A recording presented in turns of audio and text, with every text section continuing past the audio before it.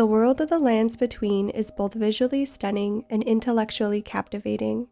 I spent hundreds of hours playing the game, thoroughly exploring every biome, finishing as many quest lines as possible in a single run, and defeated every boss.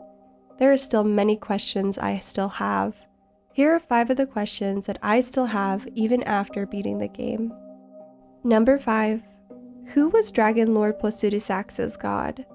We get an interesting glimpse at the cycle of the Elden Lord and the Elden Ring itself through the remembrance of the Dragon Lord. It states, "The Dragon Lord whose seat lies at the heart of the storm beyond time is said to have been Elden Lord in the age before the Erd Tree. Once his god was fled, the Lord continued to await its return." This means that the Greater Will and the Elden Ring exist in a cyclical manner. Long before Queen Marika, there was another who rose to godhood, and that god made Dragon Lord Placidusax their Elden Lord, the same way Queen Marika chose Godfrey, and then later Ratagon of the Golden Order. So who was this god Dragon Lord Placidusax served? We know that it wouldn't have been any of the gods that appear in the game currently. The fell god of the fire giants, the full or dark moon of Queen Rennala and Princess Ranni, and definitely not the formless mother that Mohg, Lord of Blood, serves. We may never find out who this mysterious other god was, or whether they are still even alive. All we know is that Dragon Lord Placidusax continues to wait beyond time for their return, which seemingly never comes. Before I continue, I'd like to kindly remind you to subscribe to the channel if you are not yet already. Thank you so much to all of you who have subscribed. I appreciate it very much. Number 4. Who do the Black Knife Assassins actually serve? The Black Knife Assassins are confirmed to be a group of women who are of the Newman people, the same race of people that Queen Marika herself is. They presumably came to the lands between around the same time Queen Marika did. It was the Black Knife Assassins who carried out the Night of the Black Knives, stealing a piece of the Rune of Death and killing Godwyn the Golden. Princess Ranni also died that night.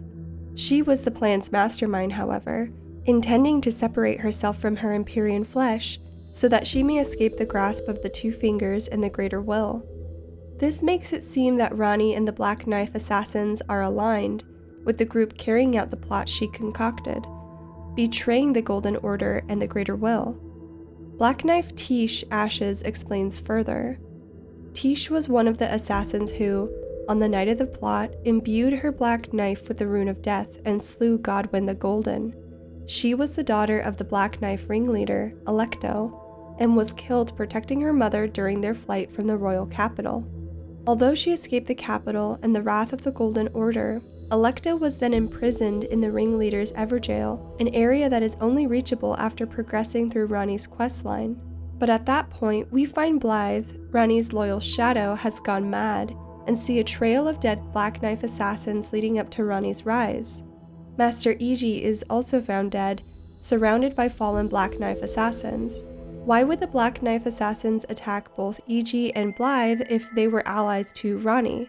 And if they were not her allies, why would they have gone through the Night of the Black Knives, which cost the life of Tish and potentially others? We also find the corpse of a Black Knife assassin in Ordina, liturgical town, under the bridge to the Halig Tree, as well as the one who is imprisoned in the Everjail of Ordina. So they seemingly were also enemies of Mikola and Melania.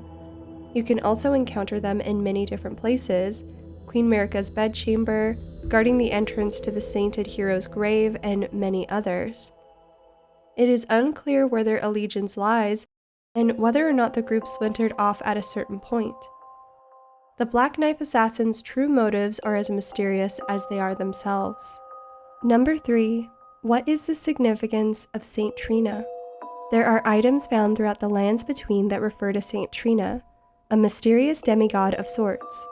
It is never really confirmed who or what Saint Trina is.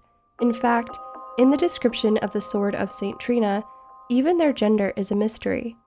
Silver sword carried by clerics of Saint Trina, inflicts sleep ailment upon foes. Saint Trina is an enigmatic figure.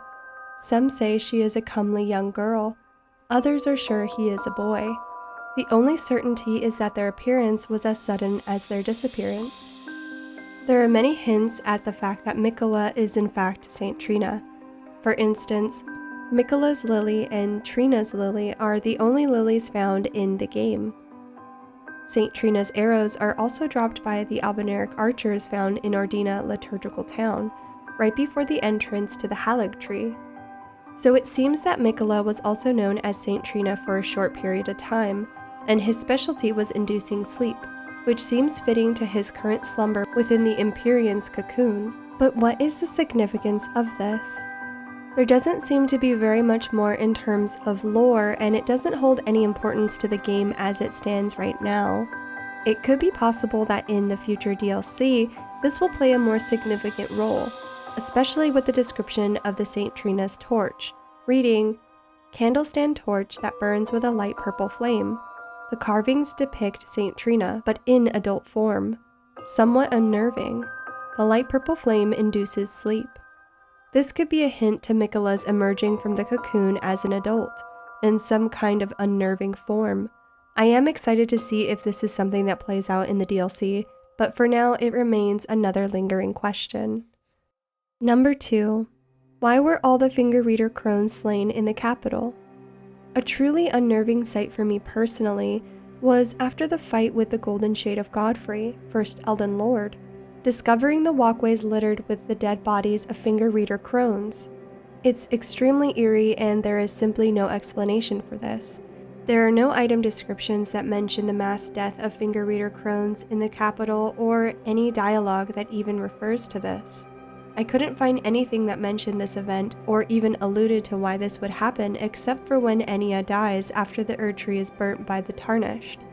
It's such a small detail, but I spent a lot of time researching, trying to find any explanation and came up with none.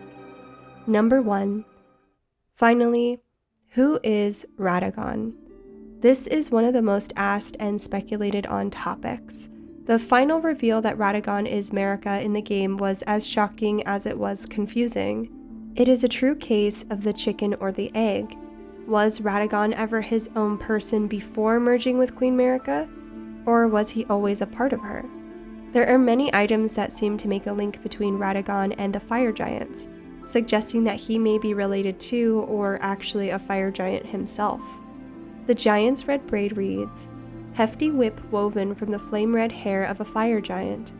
Every giant is red of hair," and Ratagon was said to have despised his own red locks. Perhaps that was a curse of their kind. There are so many different possibilities about how his connection with Marika played out, how exactly he and Marika combined their bodies, but not their minds. It is very clear to me that they are still separate people. Not physically, of course, but even the greater will recognizes this. Queen Marika is the one who is crucified in the Erdtree, but once the Tarnish enters, it is Ratagon who is released from the imprisonment, not Queen Marika.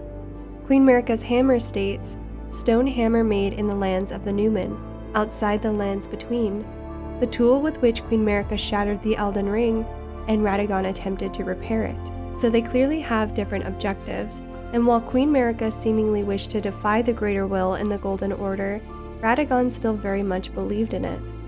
When Ratagon is defeated, it is his fallen body that becomes the sword of the Elden Beast, symbolically representing how he is a tool for the Greater Will. But before all this, before he even became the second Elden Lord, Ratagon fought in the wars on the side of the capital. There on the battlefield, he famously met and fell in love with Rennala, the Carian queen. They married in the Church of Vows and had several children.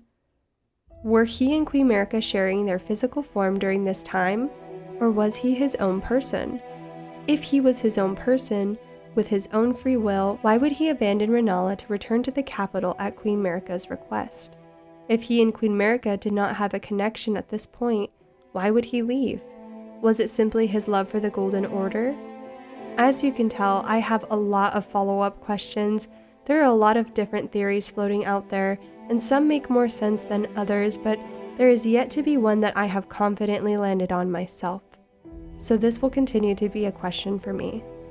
Let me know in the comments down below your thoughts and theories, and what questions you still have about the Lands Between. Thank you so much for watching my video, and as always, I will see you all on the next one. Bye!